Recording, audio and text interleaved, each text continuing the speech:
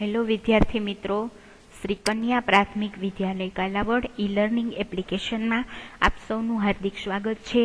વિષય વિજ્ઞાન ધોરણ 6 સેમ 2 એની અંદર ચેપ્ટર નંબર 10 ગતિ અને અંતરનું માપન। વિદ્યાર્થી મિત્રો, આ ચેપ્ટરની અંદર આપણે છે ગતિ કોને કહેવામાં આવે છે એટલે કે ગતિની વ્યાખ્યા છે મેળવીશું। ત્યારબાદ અંતર કોને કહેવામાં આવે છે અને અલગ અલગ અંતરનું માપન છે એ કેવી રીતે કરવામાં આવે છે એના વિશે માહિતી મેળવીશું। ત્યારબાદ અલગ અલગ પ્રકારની જે ગતિ છે બરાબર એના વિશે પણ આ ચેપ્ટરની અંદર આપણને છે એ નવું નવું શીખવા મળશે। બરાબર કે ગતિના અલગ અલગ પ્રકારો છે બરાબર, સુરેખ પથ પર ગતિ બરાબર, એવી રીતે અલગ અલગ છે એ ગતિના પ્રકારો છે એ છે।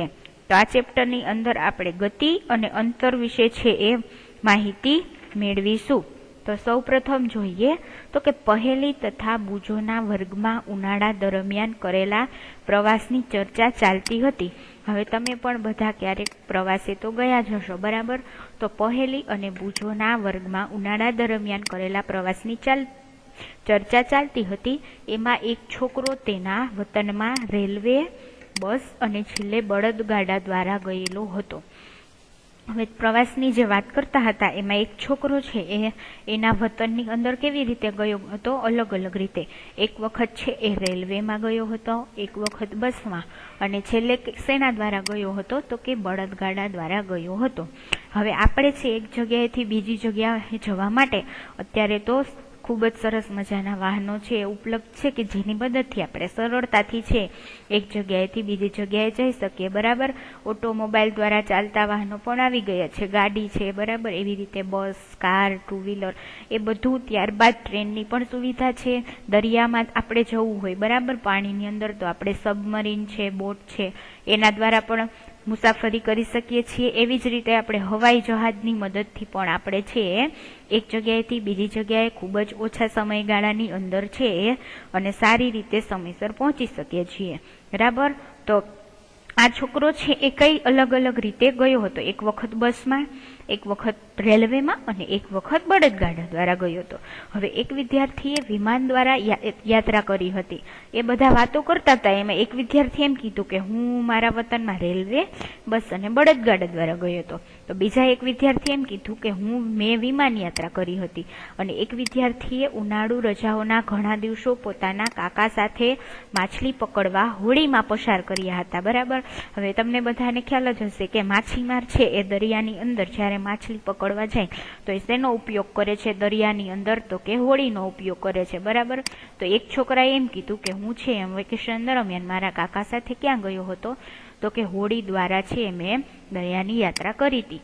તો હવે જોઈએ આગળ તો કે તેના પછી એક શિક્ષકે વિદ્યાર્થીઓને સમાચાર પત્રોના એ લેખ વાંચવાનું કહ્યું કે જેમાં નાના પૈડાવાળા વાહનનું વર્ણન આપેલું હતું જે મંગળ ગ્રહની સપાટી પર ચાલ્યું હતું અને પ્રયોગો પણ કર્યા હતા। તે વાહનને મંગળ ગ્રહ સુધી લઈ જવાનું કાર્ય અંતરિક્ષયાન દ્વારા કરવામાં આવ્યું હતું। હવે આપણા 7 જે મેઇન ગ્રહો છે બરાબર, બુધ, શુક્ર, પૃથ્વી, મંગળ, ગુરુ, શનિ, યુરેનસ, નેપચ્યુન ને પ્લુટો, આ જેટલા આપણા બધા મેઇન જે ગ્રહો છે એની ઉપર મંગળ નામનો જે ગ્રહ છે, આપણે બધા પૃથ્વી નામના ગ્રહ ઉપર રહીએ છીએ। તો આપણે પૃથ્વી ઉપરથી મંગળ ગ્રહ ઉપર જવું હોય તો કેવી રીતે જવાય તો કે એક છે નાના પૈડાવાળું વાહન ત્યાં મોકલવામાં આવેલું હતું। એ વાહન શેના દ્વારા મોકલવામાં આવેલું હતું તો કે અંતરિક્ષયાન દ્વારા। તમને બધાને મિસાઇલ વિશે ખબર જ હશે બરાબર। જે મોટી મોટી સંસ્થાઓ છે, ઈસરો છે, નાસા છે, એ બધી સંસ્થાઓ શું કરે તો કે અંતરિક્ષનું પરીક્ષણ કરે, એટલે કે અલગ અલગ પ્રકારની મિસાઇલ છે બરાબર, એટલે કે એને કહેવાય અંતરિક્ષયાન। એના દ્વારા એ છોડે છે અને એ મિસાઇલ છે એ જે ગ્રહ ઉપર મોકલે ત્યાં જઈને એ ગ્રહની માહિતી મેળવે છે બરાબર। તો એને શિક્ષકે આ એક લેખ વાંચવાનું પણ કહ્યું।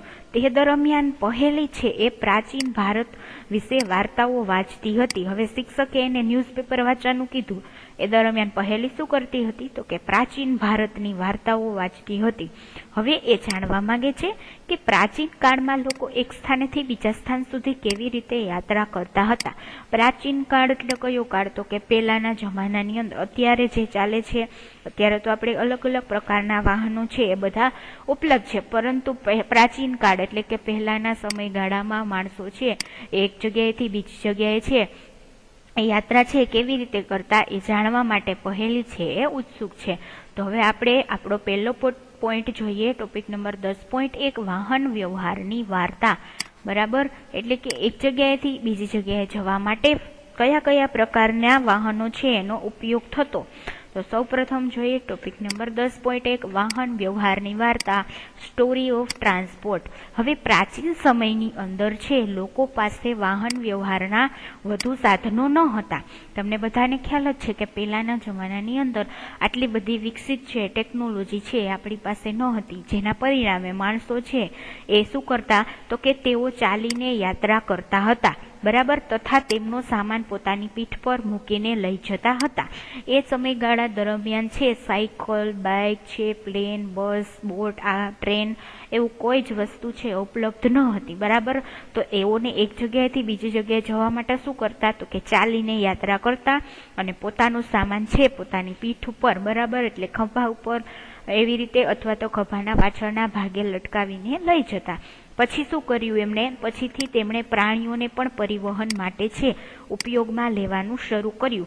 જેમ જેમ એની અંદર અલગ અલગ પ્રકારના વિકાસ થવા લાગ્યો. બરાબર, એટલે એને એવું દિમાગમાં આવ્યું કે હવે આપણે પરિવહન માટે પ્રાણીઓનો પણ ઉપયોગ કરી શકીએ છીએ. એટલે એને શું કર્યું તો કે પરિવહનની અંદર એને પ્રાણીઓનો પણ ઉપયોગ કરવામાં શરૂ કરી દીધું. ઉદાહરણ તરીકે બળદગાડું છે, બરાબર, તો આપણે ગાડાની અંદર છે બધો સામાન રાખી દઈએ અને બળદ છે ગાડું ચલાવે તો આપણે એક જગ્યાએથી બીજી જગ્યાએ જઈ શકીએ. એવી રીતે ઊંટ ગાડી છે, ઘોડા ગાડી છે, બરાબર, એવી રીતે અલગ અલગ પ્રકારના પ્રાણીઓનો ઉપયોગ છે એને પરિવહન માટે શરૂ કરી દીધો. હવે પ્રાચીન સમયમાં એટલે કે પહેલાના સમયમાં જળમાર્ગોમાં અવરજવર માટે હોડીનો ઉપયોગ કરવામાં આવતો હતો. તમને બધાને ખ્યાલ જ છે કે દરિયાની અંદર છે માછીમારો છે હોડી લઈને માછલીની જે લેવા જાય, બરાબર, કલેક્ટ કરવા, ત્યારે શું લઈને જાય તો કે હોડીનો ઉપયોગ કરતા.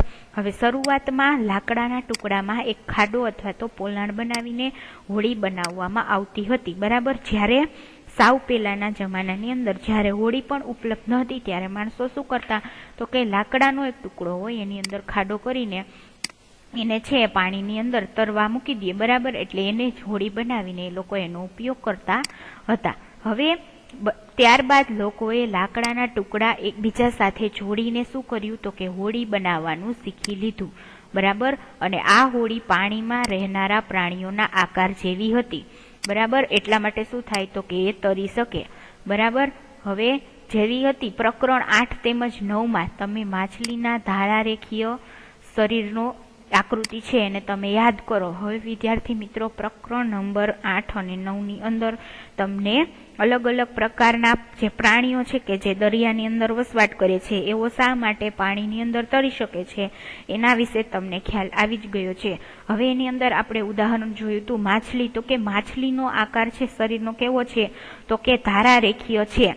એના દ્વારા શું થાય તો કે પાણીની અંદર સરળતાથી તરી શકે છે. એવી જ રીતે હોડીનો આકાર તમે જોયો હોય તો એ કેવો હોય તો કે એ છે માછલીના આકાર જેવો જોઈએ, એટલા માટે એ સરળતાથી છે એ પાણીની અંદર તરી શકે. હવે પૈડાની શોધ થઈ ગઈ. બરાબર, ત્યારબાદ વાહન વ્યવહારની પ્રણાલીમાં અત્યંત મહત્વપૂર્ણ પરિવર્તન આવ્યા. બરાબર, પૈડા એટલે કે જ્યારે ટાયરની શોધ થઈ એના પછી વાહન વ્યવહારની પ્રણાલીની અંદર અલગ અલગ પ્રકારના પરિવર્તનો આવ્યા. પાછલા કેટલાક વર્ષોમાં પૈડાની રચનામાં સુધારો કરવામાં આવ્યો. સૌપ્રથમ જે સાદા ટાયર આવે એ બનાવવામાં આવ્યા હતા. ત્યારબાદ એની અંદર અત્યારે તો ઇન્વેન્શન કરીને અલગ અલગ પ્રકારના ટ્યુબ્સ અને ટાયર છે બનાવવામાં આવે છે. હવે પૈડાથી ચાલતા વાહનોને ખેંચવા માટે પશુઓનો ઉપયોગ કરવામાં આવતો હતો. ત્યારે હજી આટલા બધા ઓટોમેટેડ મશીન્સ ને એ બધું અવેલેબલ ન હતું. બરાબર, એટલા માટે જે પૈડાનું ટાયર છે એને શેના દ્વારા ખેંચવામાં આવતા તો કે પશુ દ્વારા ખેંચવામાં આવતા હતા.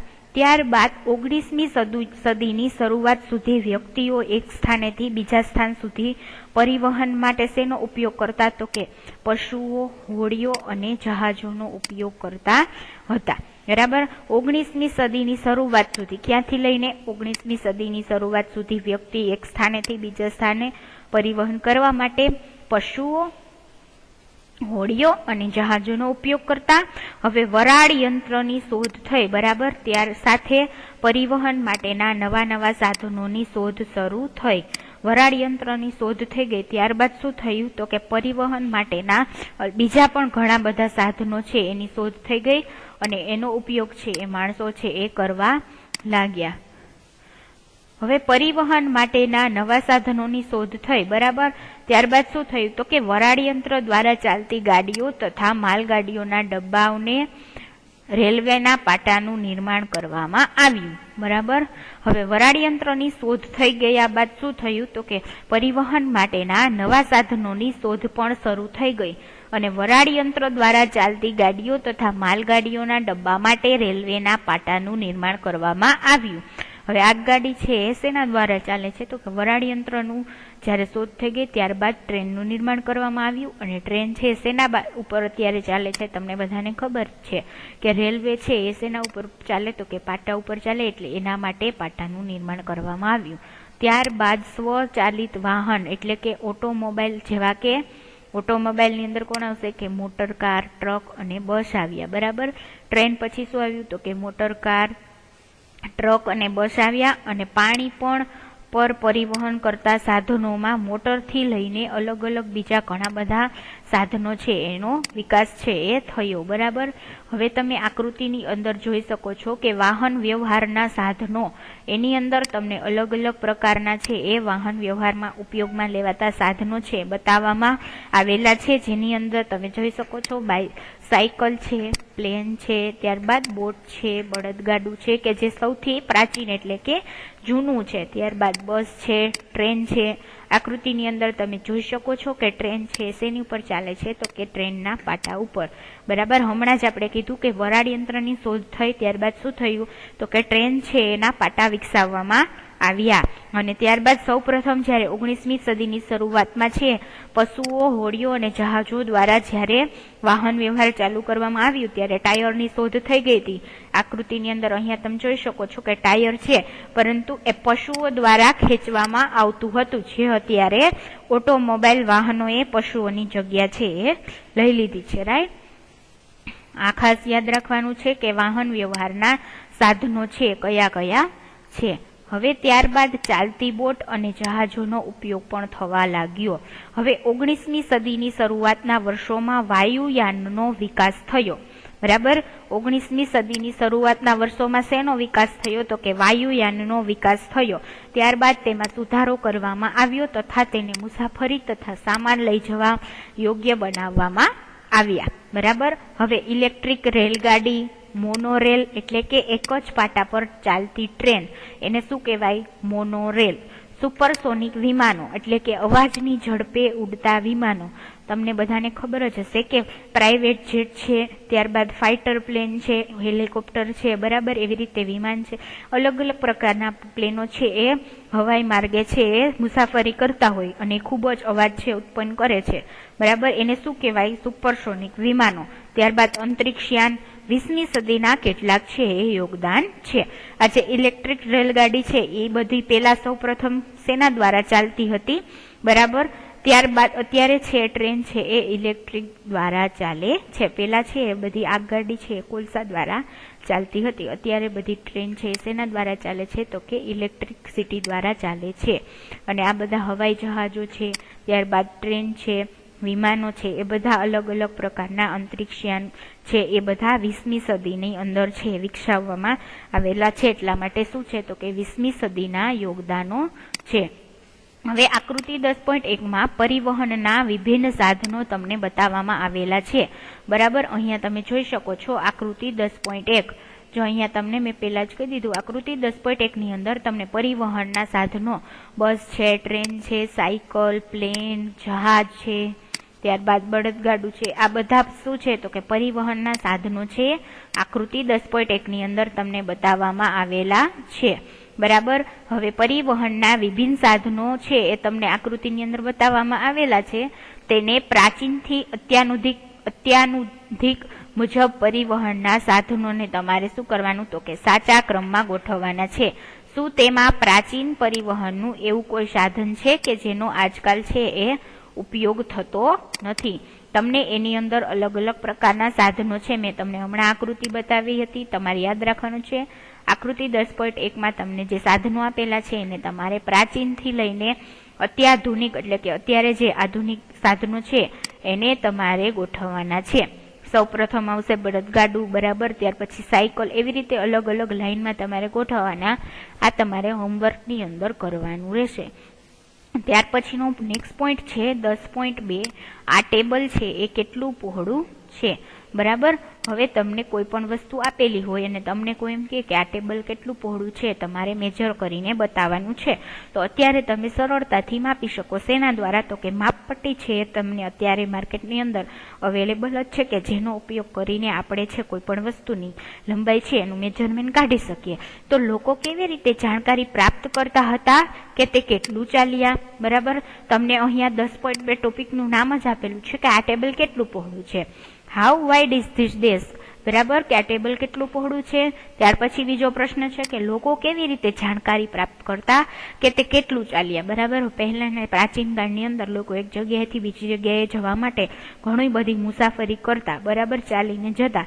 તો એને કેમ ખ્યાલ આવે કે આ મેં કેટલું અંતર કાપ્યું. તો તમે એ કેવી રીતે જાણકારી મેળવશો કે તમારી શાળા સુધીનું અંતર છે તમે ચાલીને જઈ શકશો અથવા શાળા સુધી પહોંચવા માટે તમારે બસ અથવા રિક્ષાની જરૂર પડશે. શું તમારે કંઈ ખરીદવું હોય ત્યારે બજાર સુધી ચાલીને જવું સંભવ હોય છે? તમે આ બધા પ્રશ્નોના ઉત્તર છે એ કેવી રીતે મેળવશો, બરાબર. તો આ ચેપ્ટરની અંદર તમે અલગ અલગ પોઈન્ટ છે જેમ જેમ ભણતા જશો તેમ તેમ તમને ખ્યાલ આવતો જશે કે અલગ અલગ વસ્તુ છે, બરાબર. તમને અલગ અલગ ઉદાહરણ આપેલા છે એના તમે જવાબ છે સારી રીતે આપી શકશો. હવે કોઈ સ્થાન કેટલું દૂર છે તે જાણવું છે સૌ પ્રથમ પહેલું જરૂરી છે. તમે કોઈ પણ જગ્યાએ જાઓ, બરાબર, તો એક જગ્યાએથી બીજી જગ્યાએ જવા માટે કેટલું અંતર છે એ તો તમને ખ્યાલ હોવો જોઈએ, બરાબર. કે કાલાવડ છે, ફોર એક્ઝામ્પલ, કાલાવડથી તમારે તમારા ગામ સુધી જવું હોય તો તમને પહેલા એક તો ખબર હોવી જોઈએ ને કે એ કેટલું ડિસ્ટન્સ છે ને એ બંને વચ્ચે. ફોર એક્ઝામ્પલ 20 કિલોમીટર દૂર છે કે કેટલું છે, તો કે કોઈ સ્થાન કેટલું દૂર છે તે પહેલા જાણવું જરૂરી છે, જેથી આપણને અનુમાન લગાવી શકીએ કે ત્યાં કેવી રીતે ત્યાં સુધી આપણે પહોંચી શકાય. જેમ કે ચાલીને, બસ દ્વારા, રેલવે દ્વારા, પાણીમાં હોડી દ્વારા, વિમાન દ્વારા અથવા તો કોઈ અંતરિક્ષ યાનની જરૂર પડશે. હવે એક જગ્યાએથી બીજી જગ્યાએ જવા માટે કોઈ સ્થાન કેટલું દૂર છે એ જાણવું હોય તો પહેલા આપણને અંતર કેટલું છે એ સ્થાન વચ્ચે તો ખબર હોવી જોઈએ. ત્યાર પછી આપણે નક્કી કરી શકીએ કે એ જગ્યાએ આપણે છે ચાલીને, બસ દ્વારા, રેલવે દ્વારા, પાણીમાં હોડી દ્વારા, વિમાન દ્વારા અથવા તો અંતરિક્ષ યાનની જરૂર પડશે. ક્યારેક એવી વસ્તુઓ પણ હોય છે કે જેની લંબાઈ અને પહોળાઈ જાણવાની આપણને આવશ્યકતા છે એ રહેલી હોય છે. હવે પહેલી તથા બીજોના વર્ગમાં મોટી મોટી પાટલીઓ છે જેની ઉપર બે વિદ્યાર્થીઓ બેસે છે. પહેલી તથા બીજો છે એ એક સાથે એક પાટલી ઉપર બેસે છે, બરાબર. જેવી રીતે ક્લાસની અંદર બેન્ચ છે એ તમને આપવામાં આવેલી હોય, એની અંદર એક બેન્ચની અંદર બે વિદ્યાર્થીને બેસવાનું કીધું હોય, બરાબર. તો પહેલી અને બીજો છે બંને એક જ પાટલીમાં બેસે છે. હવે મોટા ભાગે તેઓમાં એ વાતને લઈને ઝઘડો થાય છે કે તેનો સાથીદાર પાટલીના વધારે ભાગનો છે એ ઉપયોગ કરે છે, બરાબર. હવે શિક્ષકના સૂચનને અમલ કરીને તેઓએ પાટલીની લંબાઈ માપવાનું નક્કી કર્યું. તેમને જે બેન્ચ આપવામાં આવેલી હતી એનું તેને લંબાઈ માપવાનું નક્કી કર્યું. હવે પાટલીની ઠીક મધ્યમાં એટલે કે વચ્ચોવચ એક ચિહ્ન બનાવવામાં આવ્યું, બરાબર, એટલે કે એને એક નિશાન બનાવ્યું તથા પાટલી પર નિશાની બનાવીને બરાબર બે ભાગમાં એને વહેંચી, બરાબર. કોઈ આ પાટલી છે, બરાબર, એની અંદર એને શું કર્યું તો કે મધ્યમાં એટલે કે વચ્ચે છે એક નિશાન બનાવ્યું અને ત્યાંથી એને બે સરખા ભાગ કર્યા. હવે પહેલી અને બીજો બંને પોતાના મિત્રો સાથે ગીલી દંડા રમવાના શોખીન છે, બરાબર. ગીલી દંડો શું છે તો કે રમતનો એક પ્રકાર છે, બરાબર, જે તમે બધાએ રમી જશે. હવે બીજો તેની સાથે ગીલી દંડાની જોડી લઈને આવ્યો છે. હવે અહીં આકૃતિ 10.2 માં તેમણે ગીલી અને દંડાનો ઉપયોગ કરીને પાટલીની લંબાઈ કેવી રીતે માપી છે એ તેમને દર્શાવવામાં આવ્યું છે.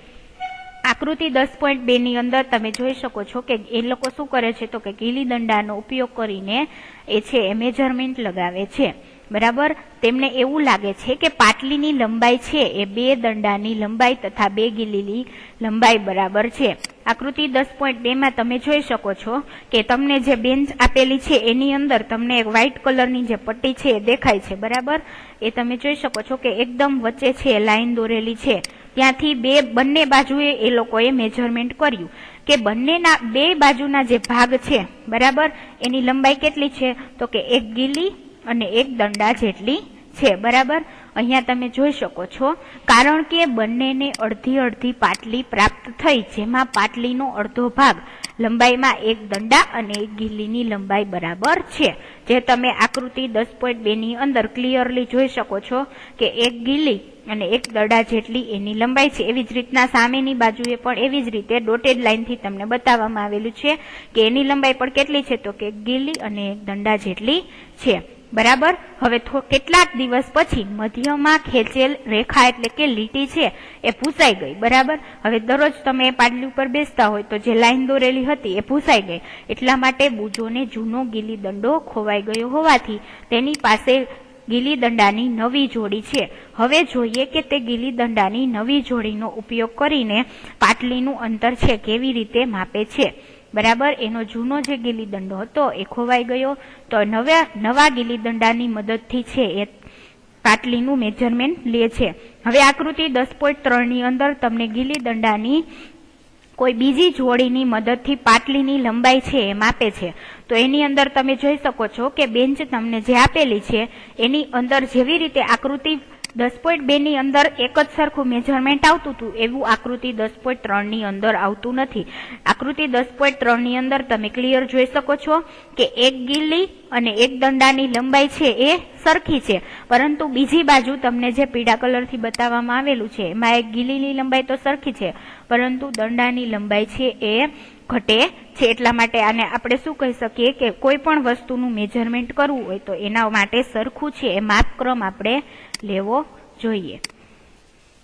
તો હવે કેવી રીતે આનો ઉપયોગ કરીને પાટલીની લંબાઈ માપે છે તમને આકૃતિ 10.3 હમણાં આપણે સમજી ગયા બરાબર। હવે જુઓ, જ્યારે નવા ગીલી દંડાની જોડ વડે છે એ લંબાઈ માપવામાં આવે છે ત્યારે પાટલીની લંબાઈ છે એ 2 દંડા તથા 1 ગીલી અને થોડીક જ વધારાની જગ્યા બચી હોય તેમ તમે આકૃતિમાં જોયું। હવે જે 1 ગીલીની લંબાઈ કરતા ઓછી છે, તો હવે શું કરીશું, તમે પહેલી અને બુજોને શું સલાહ આપશો જેથી તે પાટલીની સંપૂર્ણ લંબાઈ માપી શકે?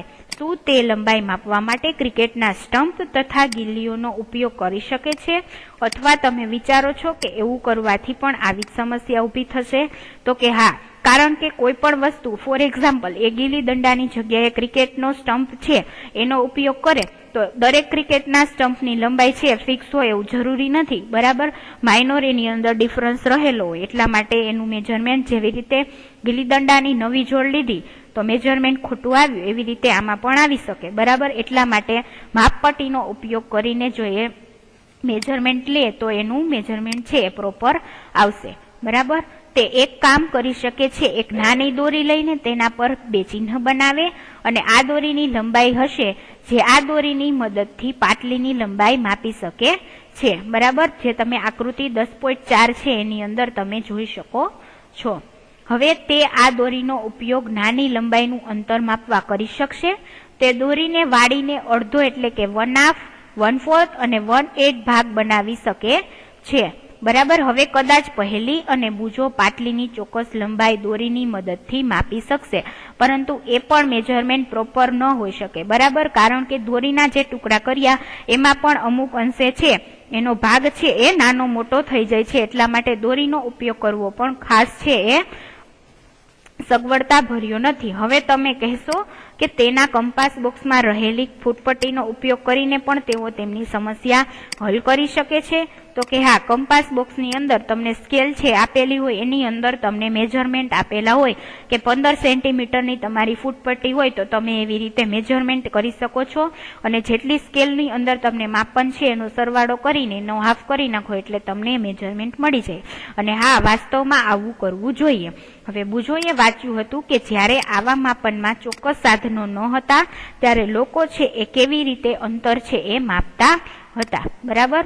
હવે બુજો ને એ ખ્યાલ આવે છે કે લોકો કેવી રીતે ત્યારે અંતર માપતા હશે તથા તે જાતે પણ ભિન્ન ભિન્ન અંતર માપવાનો છે એ પ્રયાસ કરી ચૂક્યો છે. હમણાં જ આપણે જોયું કે એ લોકોએ એની પાટલી છે જે એની બેન્ચ એને માપવા માટે શું કરેલું તો કે ગીલી દંડાનો ઉપયોગ કરેલો હતો. આવા કેટલાય પ્રસંગો આવે છે કે જ્યારે આપણે લંબાઈ માપવાની જરૂરિયાત પડે છે. હવે દરજી છે કપડાની લંબાઈ બરાબર તેમાંથી જભ્ભો બનશે કે નહીં તે જાણવા માટે છે એ માપે છે. જ્યારે તમે દરજી પાસે ગયા હોય કે કપડાનું માપ આપવા માટે તો એ ટેપ લઈને તમારું છે માપ લે છે અને કપડાનું પણ માપ લે છે. શા માટે તો એને ખ્યાલ આવે કે આ કપડામાંથી તમારા જે જભ્ભો છે બનશે કે નહીં. હવે મિસ્ત્રી છે એ પણ કોઈ કબાટની લંબાઈ કેમ માપે છે? કારણ કે તે જાણી શકે કે તેના દરવાજા બનાવવા માટે કેટલા લાકડાની જરૂર પડશે. કોઈ ખેડૂતને પોતાના ખેતરની લંબાઈ, પહોળાઈ તથા ક્ષેત્રફળ જાણવાની આવશ્યકતા એટલા માટે હોય છે કે તે જાણી શકે કે તેને છે ખેતરમાં કેટલા બીજ રોપવાની જરૂરિયાત રહે છે તથા તેને તેના માટે પાક માટે કેટલા પાણીની જરૂર પડશે એનો પણ એને ખ્યાલ આવી જાય. બરાબર. હવે ખેતર છે તમને ખબર જ હશે કે વીઘાની અંદર અથવા તો હેક્ટરની અંદર છે એનું માપન કરવામાં આવે છે એની લંબાઈ અને પહોળાઈનું. બરાબર. એટલા માટે આપણને ખ્યાલ આવે કે 1 વીઘા જમીનની અંદર કેટલું બિયારણ જોશે. આમ અલગ અલગ પ્રકારની બધી વસ્તુઓ છે એનું મેજરમેન્ટ કેવું હોય તો કે અલગ અલગ હોય. હવે જ્યારે તમને પૂછવામાં આવે કે તમારી લંબાઈ છે એ કેટલી છે, બરાબર, કોઈ તમને પ્રશ્ન પૂછે કે તમારી લંબાઈ એટલે કે તમારી હાઈટ કેટલી છે, ત્યારે તમે એક સરળ રેખીય લંબાઈ છે બતાવશો કે જે તમારા માથાથી તમારા પગની એડી સુધીની લંબાઈ બરાબર હોય. બરાબર. હવે આસાવરણી કેટલી લાંબી છે? તમને અહીંયા અલગ અલગ પ્રશ્ન પૂછવામાં આવેલા છે. આસાવરણી કેટલી લાંબી છે? આ પાટલી કેટલી પહોળી છે? દિલ્હીથી લખનઉ છે એ કેટલું દૂર છે? એવી જ રીતે પૃથ્વીથી ચંદ્ર કેટલો દૂર છે? અલગ અલગ પ્રકારના પ્રશ્નો અહીંયા પૂછવામાં આવેલા છે. આ બધાય પ્રશ્નોના એક વાત સરખી છે કે તે બધા બે સ્થાનો વચ્ચેના અંતર સંબંધિત છે. હવે તમને ત્રીજો અહીંયા જે પ્રશ્ન પૂછવામાં આવેલો છે કે દિલ્હીથી લખનઉ છે કેટલું દૂર છે, તો એ બે સ્થાન વચ્ચેનું તમને અંતર બતાવવામાં આવેલું છે. એટલે આ દરેક વસ્તુમાં એવી જ રીતે પૃથ્વીથી ચંદ્ર કેટલો દૂર છે એ પણ બે વસ્તુ વચ્ચેનું અંતર છે તમને બતાવવામાં આવેલું છે. હવે બે સ્થાન પાટલીની બે કિનારીની જેમ નજીક હોઈ શકે છે અથવા તો તેનાથી વિપરીત એટલે કે જમ્મુથી કન્યાકુમારીની જેમ એકબીજાથી અત્યંત દૂર પણ હોઈ શકે છે. તો ચાલો હવે આપણે અંતર અથવા લંબાઈ માપીએ ત્યારે ચોક્કસ રીતે શું કરવું જરૂરી છે તે જાણવા માટે કેટલાક માપન કરીએ. જે નેક્સ્ટ પોઈન્ટ છે આપણો એ આપણે નેક્સ્ટ લેક્ચરની અંદર જોશું. Thank you.